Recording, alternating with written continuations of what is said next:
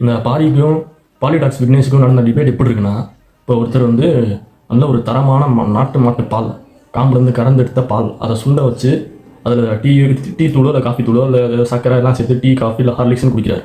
சரியா? ஃபஸ்ட்டு நாட்டு மாட்டு பால், காஃபி பவுட்ரு, டீ பவுட்ரு, அப்புறம் ஜீனி ஏதோ ஒன்று போட்டு கலந்து குடிக்கிறார். இது ஒரு மெத்தடு.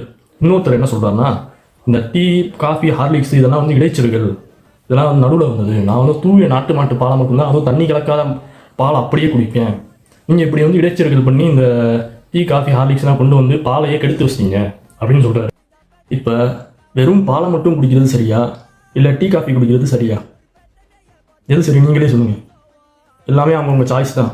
அது மாதிரி தான் இந்த டிபேட் இருக்கும். இந்த பாலிடாக்ஸுக்கும் பாரிசாலனுக்கும் நடந்திருக்க டிபேட். ஸோ இப்போ நான் சொன்னேன்ல, இந்த ஃபார்மெட் கூட ஒரு மித்தாலஜிக்கல் ஃபார்மெட் தான். ஒரு விஷயத்தை புரிய வைக்கிறதுக்காண்டி நான் இத்தனை ஒரு விஷயத்துக்கும் மெட்டஃபர் வச்சு சொல்லியிருக்கேன். இப்படி தான் உலகம் பூரா இருக்கிற அத்தனை கடவுள்களுக்கும் ஒரு சில புராண கதைகள், சில மெட்டஃபர் வந்து இருக்க தான் செய்யும். அது எல்லாமே உருட்டுன்னு ஊட்டிக்கிட்டு இருந்தா இங்கே எதுவுமே பண்ண முடியாது. ஏன்னா உலகத்தில் உள்ள அத்தனை சிவிலைசேஷன்ஸ்லையும் இந்த கதைகள் இருக்க தான் செய்யுது.